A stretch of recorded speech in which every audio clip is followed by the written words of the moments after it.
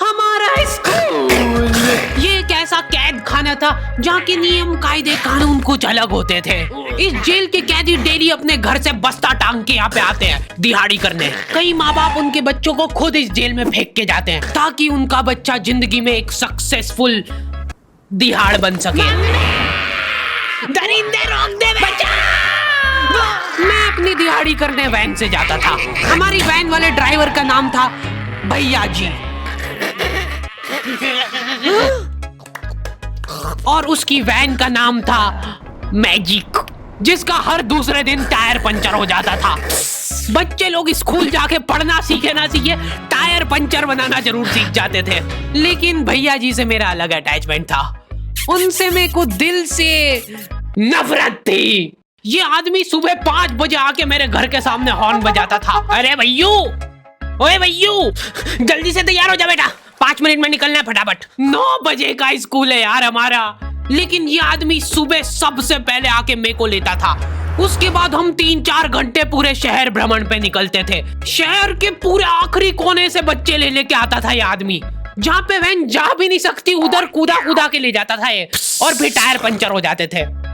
शाम पड़े वापस से हमको घर घर छोड़ के आता था ये। जिंदगी बर्बाद कर दी थी भैया जी ने मेरी। सबसे पहले लेते थे और सबसे आखिर में छोड़ते थे। लेकिन मैं फिर भी उसी वैन में जाता था क्योंकि चमेली भी हमारी वैन में आती थी। और बात यह है कि वो मेरे पास ही बैठती थी, मतलब मजबूरन। उसके पास और कोई ऑप्शन ही नहीं बचता था और मैं बचाता भी नहीं था। मैं घर पे जाते से जो 2-3 घंटे मेरे को सोने के लिए मिलते थे उसमें सोता नहीं था और मैं प्लानिंग करता था कि कैसे चमेली सिर्फ मेरे पास बैठे। चमेली सबसे आखिर में आती थी और मैं सबसे पहले सुनसान वैन में चढ़ के बस्ता अपने पास में रख के और फसर के सो जाता था।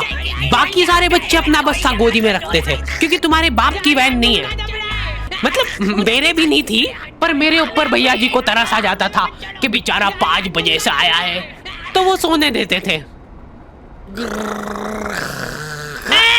अरे कैसे चला रहा है ये गाड़ी? रुक जा, गाड़ी चलाना नहीं आती क्या? देखो, आदमी इतना तभी चिढ़ता है जब उसकी जिंदगी में कोई लड़की ना हो। नहीं है ना? नहीं, मैं समझ सकता हूँ लड़की ना होने का दुख दर्द। मैं भी किसी जमाने में लड़कियों की तलाश में गली मोहल्ले भटकता था। फिर एक दिन मेरे पास से वो निकली। जैसे ही मैंने हैपन खोल के देखा उसकी आईडी मेरे फोन पे चमक रही थी। हैपन ये एक रियल लाइफ डेटिंग ऐप है। यहाँ पे तुमको वो लोग मिलेंगे जो तुम्हारे आस पड़ोस से निकले हो कभी ना कभी। 100 किलोमीटर दूर रहने वाले लोगों से बात करके फायदा ही क्या जब तुम मिल ही ना पाओ। और अगर तुम्हारी घिनौनी शक्ल देख के यहाँ पे तुमसे कोई प्यार मोहब्बत नहीं भी करता है तो तुम फ्रेंडशिप तो कर ही सकते हो फिर भी। So go and check it out happen, link is in the description. लेकिन मैं सोता नहीं था, मैं आंख बंद करके चमेली के घर का इंतजार करता था। तो क्योंकि चमेली आखिरी में आती थी तो वैन पूरी पैक पुक हो रखी होती थी, बच्चे बाहर उबल रहे होते थे और मैं अपना बस्ता पास में रख के एक्टिंग देखो एक्टिंग। और जैसे ही वो आती थी, हड़बड़ाना नहीं, ऐसे टाइम पे हड़बड़ाते नहीं है कि फटाफट बैग उठाया और आओ इधर बैठो जल्दी। मत करना ये हरकत, भाग जाएगी वो। ठरक नहीं झलकना चाहिए जरासिक भी, एकदम सटल रखना है। क्या हुआ? और कहीं जगह नहीं है क्या? तेरे मुंह में मूत दूंगा मैं। अच्छा ठीक है, इधर ही बैठ जाओ। देख रहे हो एक्टिंग, देखो तुम लौंडे की। ना जाने कौन सी नशीली खट्टी मीठी खुशबू लगा के आती थी चमेली। आज तक उसकी खुशबू है मेरी नाक में। मैं वो खुशबू का पूरा मजा ले ही रहा होता हूँ, इतने में एकदम भभका बास आती है निकाह से। जैसे ही मैं बाहर झांकता हूँ, मरा हुआ कुत्ता पड़ा है वहाँ पे। एक काली कार सूख करके निकली और मेरे बच्चे को मार दिया। कैसे करके निकली? शुक। ऐसे नहीं निकली थी, मैं यहीं पे खड़ा था, वो कार आई थी और जैसे ही वो बच्चा नीचे आया तब वो खड़ा, वो बच्चा चिल्लाया और फिर कार शुक करके भाग गई। उधर कुछ बच्चे ऑटो रिक्शा से भी आते थे स्कूल। ऐसा लगता था कि पूरे स्कूल के बच्चे इस एक ऑटो रिक्शा में ठूस ठूस के ले जाता है वो। ये ऑटो वाले और भैया जी दोस्त थे और अब ये बीच सड़क पे रेसिंग लगवा रहे हैं। इनकी गाड़ियां उबला रही है बच्चों से, फिर भी नहीं मान रहे ये लोग। नहीं जीतूंगा। स्कूल जाके वो पीछे मुलट के देख रहा है तो एक बच्चा नहीं बचा उसके ऑटो रिक्शा में। हमारे भैया जी बेचारे पीछे से उनके गिरे हुए बच्चों को उठा उठा के ला रहे थे। ये सब हरकतें करके हम लोग जैसे तैसे कैद खाना पहुंच जाते हैं।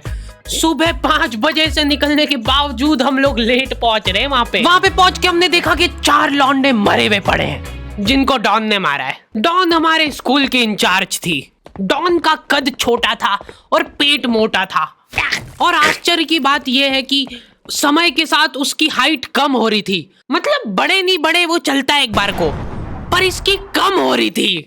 डॉन बहुत स्ट्रगल करके कार से स्कूल आती थी खड़े होके, क्योंकि बैठ जाए तो उसको सामने की सड़क नहीं दिखती थी। वो अलग बात है, खड़े होके भी पूरा नहीं दिखता था। हर रोज 2-4 कुत्ते कुचलते हुए आती थी वो। फिर मेरे को समझ आया कि रास्ते में जो कुत्ते दिखे थे वो डॉन इस कैद खाने में छत पे बैठी रहती थी स्नाइपर लेके। कोई भी कैदी कुछ गलत गतिविधि करता हुआ दिखता था तो वहीं पे, मैडम इनकी लाश का क्या करना है? अरे ये तो आपको पता ही है। कहाँ रह गए थे यार झमू दीदी? फटाफट ये खून वून साफ करो। झमू दीदी बुलेट से स्कूल आते थे और ये अफवाह फैली हुई थी पूरे स्कूल में कि उनके घर पे मर्सिडीज भी है। लेकिन झमू दीदी हम्बल रहना पसंद करते हैं। ऐसा कहा जाता था कि ये स्कूल ऑन पेपर झमू दीदी के नाम पे ही है, पर वो हम्बल रहने के लिए यहाँ पे झाड़ू पोछा लगाती है। वैसे मैडम इन्होंने करा क्या था? गैर कानूनी पेन फाइट का सट्टा खेलते थे ये लोग क्लास में। उससे मेरे को प्रॉब्लम नहीं है, मेरे को क्यों नहीं? हाँ, हमारी क्लास में पेन फाइट का सट्टा चलता था। हमारे इधर जो लौंडा पेन फाइट में जीतता था सामने वाले का पेन उसका हो जाता था। कुछ बच्चे अपना सब कुछ दांव पे लगा देते थे और कर्जे में डूब जाते थे। फिर भी वो लोग हार नहीं मानते थे और अपने दोस्त से पेन उधार लेके खेलते थे और वापस हार जाते थे। तो अब क्लास में कुछ बच्चों के पास पोटला भर के पेन पड़ा है और कुछ बच्चों के पास पेन ही नहीं है। पेन इस कैद खाने की करेंसी थी। जिसके पास जितने महंगे पेन वो उतना रईस। यहाँ पे ब्लैक में पेन इधर उधर होते थे। नॉर्मल लोगों के पास होते थे 5 रुपए वाले जीफी जेल, जो कि तुम एक पन्ने पे लिखोगे तो पीछे 10 पन्ने तक छप जाएगा। और उनसे भी गए बीते लोग होते थे जो 3 रुपए वाला यूज एंड थ्रो लेके आते थे और उससे भी उनकी अच्छी राइटिंग आ जाती थी। बहुत चिढ़ मचती थी यार मेरे को उनसे। और कुछ चुनिंदा रईस लोग होते थे जिनके पास होता था ट्राईमैक्स। हर बच्चे का सपना होता था कि उसके पास एक ट्राईमैक्स हो, साथ में आसपास 2-4 लड़कियां हो। मेरे को प्लीज मेरे को यहाँ पे ऑटोग्राफ दे दो। ये लो ट्राईमैक्स किंग के। ये ट्राईमैक्स क्या बात कर रही है? सही में एकदम रईस लोग ही अफोर्ड कर पाते थे ट्राईमैक्स। वो बाबड़े भी एक एक अक्षर लिख के रिफिल खोल के देखते थे। खाली हो रही है तो एक बार एक रईस बच्चे का ट्राईमैक्स चोरी हो गया। पूरे स्कूल में हाहू मच गई थी। वो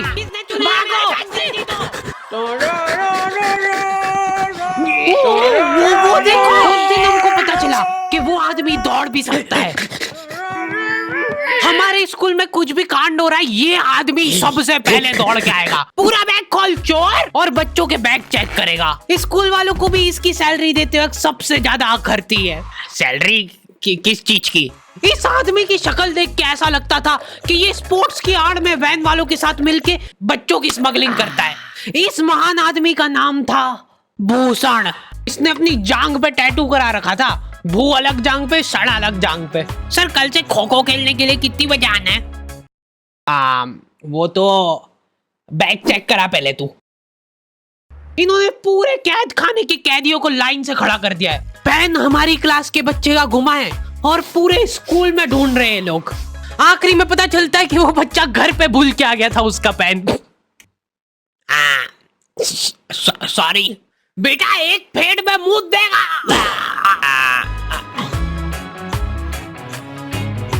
ऐसे तो नमूने बच्चे थे हमारे स्कूल में और टीचर लोग उनसे भी गए बीते थे। हमारे स्कूल में टीचरों को उनके नाम से कोई जानता ही नहीं है। बच्चों ने उनकी हरकतों के अनुसार टीचरों के नाम रखे हुए। हमारे इंग्लिश वाले टीचर का नाम था छोटा भीम। इससे चिड़चिड़ा आदमी मैंने आज तक नहीं देखा। छोटा भीम की हॉबी थी लड़कों को कूटना। उस बेचारे की हाइट छोटी थी तो बच्चे के मुंह तक उसका हाथ ही नहीं पहुंचता था।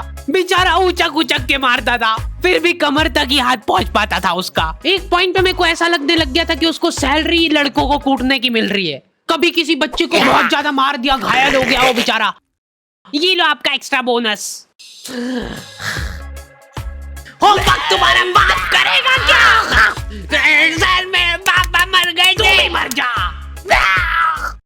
ये लो। अरे वाह, नहीं चल रही, सांस तो नहीं चल रही है। हाँ, कंफर्म मर चुका है ये। ओह, ये लो, आपका प्रमोशन हो गया है। लड़कियों से उसका अलग अटैचमेंट था। कौन सा परफ्यूम लगा के आई हो? सर थोड़ा दूर रहो। अरे मैं कुछ कर थोड़ी ना। भोली सी सूरत और आंखों में ठरक लेके स्कूल आ जाता था ये daily. So this means that he will jump over it and then he started ये आदमी इंग्लिश को इंग्लिश में ही ट्रांसलेट करके चल जाता था हमारी नंगी आंखों के सामने। इधर वॉशरूम में मौत का नंगा नाच मचा रखा था लॉन्डो ने। 4 लॉन्डे दिन भर वॉशरूम में जाके खड़े हैं, कुछ भी नहीं कर रहे वो लोग वहां जाके। उनको बस मन की शांति मिलती है वहां जाके। अगले दिन उन चारों ने प्लानिंग करी, कुछ तो प्रोडक्टिव करते यार वहां जाके। अगले दिन वो सब पानी की बोतल लेके गए। अब वो पानी पी पी के हाथों हाथ मूत रहे हैं। और ये टीचर लोगों को प्रॉब्लम क्या है, बच्चे अगर वॉशरूम जा रहे हैं तो एक गया है तो अभी दूसरा नहीं जा सकता है। क्यों? तुम्हारे घर की लेटरिन थोड़ी ना है वो कि एक टाइम पे एक जना यूज कर सकता है। मान लो वो 2 जने अगर वॉशरूम में मिल गए तो वो क्या कर लेंगे ज्यादा से ज्यादा? भाई यहाँ का बल्ब निकाल लेते हैं ना। हाँ निकाल लो, फीस भरी है अपन ने। लॉन्डो को ऐसा लग रहा है कि इन्होंने फीस भर के पूरा स्कूल खरीद लिया है। 10 लॉन्डे कॉरिडोर में छाती चौड़ी करके चल रहे हैं प्रिंसिपल के सामने। प्रिंसिपल को इग्नोर कर रहे हैं ये लोग। इनको ऐसा लग रहा है कि इन्होंने फीस भर दी है तो प्रिंसिपल इनके पैर पड़ेगी। उनमें से आधों ने फीस भरी भी नहीं है। हमारा स्कूल बिल्कुल सेफ नहीं था। हमारे वॉशरूम में चोरियां हो जाती थी यार। बल्ब चोरी करने के बाद सब लोग अंधेरे में मूत रहे एक दूसरे के जूते पे। उधर कर। उसके बाद पूरे वॉशरूम में कुछ दिख नहीं रहा है चोरी करने का। तो ये लोग हाँ नल उखाड़ के ले गए। नल कौन ले जाता है? कभी वो मछली वाले साबुन चोरी हो जाते थे, कभी ये फिनाइल की सफेद गोली को माउथ फ्रेशनर समझ के खा जाते थे। भाई इसको चबा मत, इसको चूस, ज्यादा देर तक चलेगी ऐसे। ठंडक हो रही भाई, ठंडक।